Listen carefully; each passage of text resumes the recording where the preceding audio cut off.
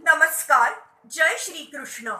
Perceiving text 46, text 47 and text 48 of chapter 2 contents of the Gita summarized of Srimad Bhagavad Gita. Text 46. Yavanartha udapane sarvatah samplutodake tavan sarveshu vedeshu brahmanasya vijanatah.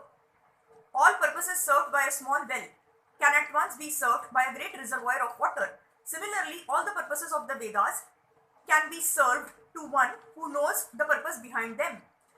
The rituals and sacrifices mentioned in the Karma Kanda division of the Vedic literature are meant to encourage gradual development of self-realization. And the purpose of self-realization is clearly stated in the 15th chapter of the Bhagavad Gita, 15.15. The purpose of studying the Vedas is to know Lord Krishna, the primeval cause of everything. So self-realization means understanding Krishna and one's eternal relationship with him. The relationship of the living entities with Krishna is also mentioned in the 15th chapter of Bhagavad Gita, 15.7. The living entities are parts and parcels of Krishna, therefore, revival of Krishna's consciousness by the individual living entity is the highest perfectional stage of Vedic knowledge.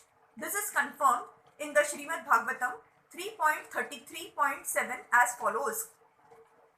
Aho bata shvapacha ato gariyan yaja jihavagre vartate namatubhyam tepas tapaste juhu vuhu sasnur arya brahmanusur nama grunanti yete.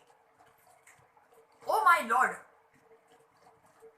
a person who is chanting your holy name, although born of a low family like that of a Chanda dog eater, is situated on the highest platform of self-realization. Such a person must have performed all kinds of penances and sacrifices according to Vedic rituals and studied the Vedic literature many times after taking his bath in all the holy places of pilgrimage. Such a person is considered to be the best of the Aryan family. So one must be intelligent enough to understand the purpose of the Vedas without being attached to the rituals only, and must not desire to be elevated to the heavenly kingdoms for a better quality of sense gratification. It is not possible for the common man in this age to follow all the rules and regulations of the Vedic rituals, nor is it possible to study all of the Vedanta and the Upanishads thoroughly. It requires much time, energy, knowledge and resources to execute the purposes of the Vedas. This is hardly possible in this age. The best purpose of Vedic culture is served, however, by chanting the holy name of the Lord as recommended by Lord Chaitanya, the deliverer of all fallen souls. When Lord Chaitanya was asked by a great Vedic scholar, Prakashananda Saraswati, why he, the Lord, was chanting the holy name of the Lord like a sentimentalist instead of studying Vedanta philosophy, the Lord replied that his spiritual master had found him to be a great fool and thus asked him to chant the holy name of Lord Krishna. He did so and became ecstatic like a madman. In this age of Kali, most of the population is foolish and not adequately educated to understand Vedanta philosophy.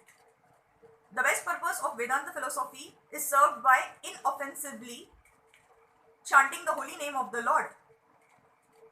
Vedanta is the last word in Vedic wisdom, and the author and knower of the Vedanta philosophy is Lord Krishna, and the highest Vedantist is the great soul who takes pleasure in chanting the holy name of the Lord. That is the ultimate purpose of all Vedic mysticism. Text 47. कर्मण्य येवाधिकारस्ते मा फलेषु कदाचन मा कर्मफल हेतुर्भुर्मा te sango astva karmani. You have a right to perform your prescribed duty, but you are not entitled to the fruits of action. Never consider yourself the cause of the results of your activities and never be attached to not doing your duty. There are three considerations here: prescribed duties, capricious work and inaction. Prescribed duties are activities enjoined in terms of one's acquired modes of material nature. Capricious work means actions without the sanction of authority, and inaction means not performing one's prescribed duties. The Lord advised that Arjun not be inactive, but that he perform his prescribed duty without being attached to the result. One who is attached to the result of his work is also the cause of the action. Thus, he is the enjoyer or sufferer of the result of such actions. As far as the prescribed duties are concerned, they can be fitted into three subdivisions, namely routine work, emergency work, and desired activities. Routine work performed as an obligation in terms of the scriptural injunctions without desire for results is action in the mode of goodness. Work with results becomes the cause for bondage. Therefore, such work is not auspicious. Everyone has his proprietary right in regard to prescribed duties, but should act without attachment to the result. Such disinterested obligatory duties doubtlessly lead one on the path of liberation. Arjun was therefore advised by the Lord to fight as a matter of duty without attachment to the result. By his non-participation in the battle will be another sign of attachment.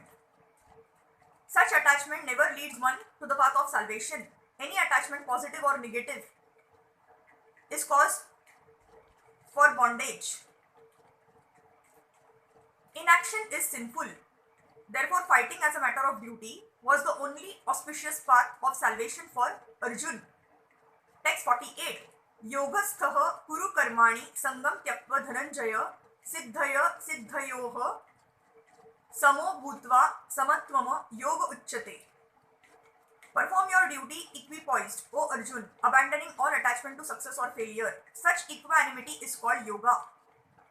Krishna tells Arjun that he should act in yoga. And what is that yoga?